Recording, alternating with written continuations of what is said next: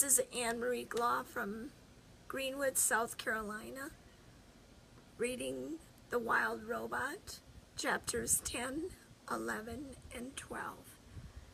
Chapter 10, The Reminder. I should remind you, reader, that Roz had no idea how she had come to the island. She didn't know that she had been built in a factory and then stored in a warehouse before crossing the ocean on a cargo ship. She didn't know that a hurricane had sunk the ship and left her crate floating on the waves for days until it finally washed ashore.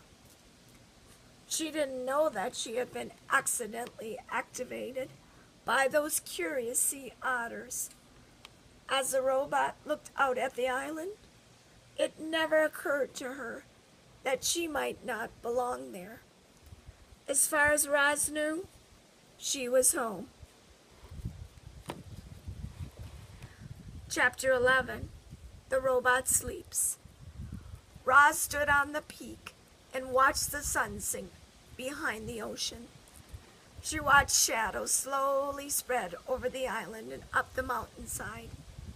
She watched the stars come out, one by one, until the sky was filled with 1,000,000 points of light. It was the first night of the robot's life.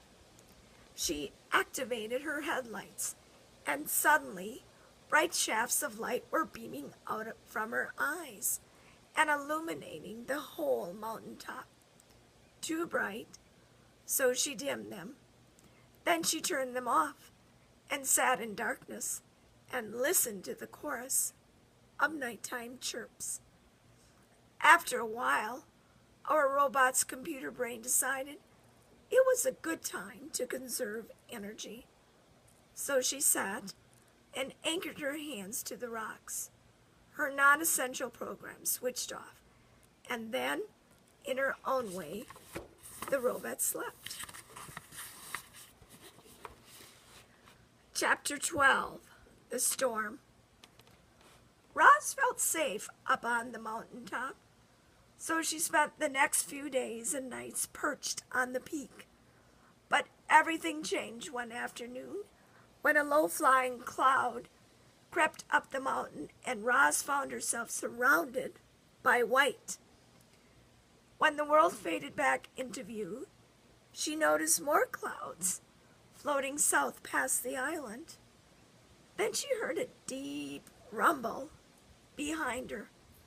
The robot turned her head around and saw that the sky was filled with a swirling wall of darkness. Light flickered here and there. More deep rumbles. A storm was approaching, and it wasn't just any storm. It was as fierce as the one that had sent the cargo ship onto the ocean floor. The wind picked up, and the first drops of rain tapped against the robot.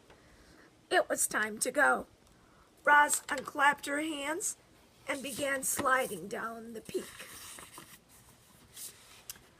Hot sparks flew from where her body scraped against the leaning slab of stone. As soon as her feet hit soil, she was off and running. The rain fell harder. The wind blew faster.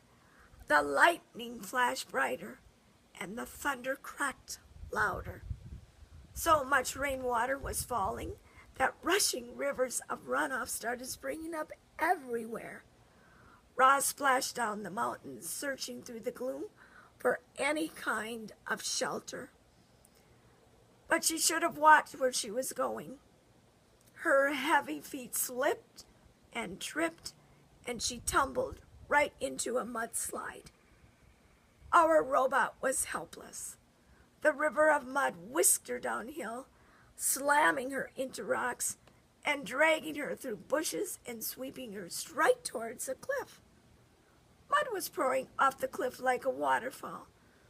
Roz frantically clawed at the ground, grasping for anything she could hold on to.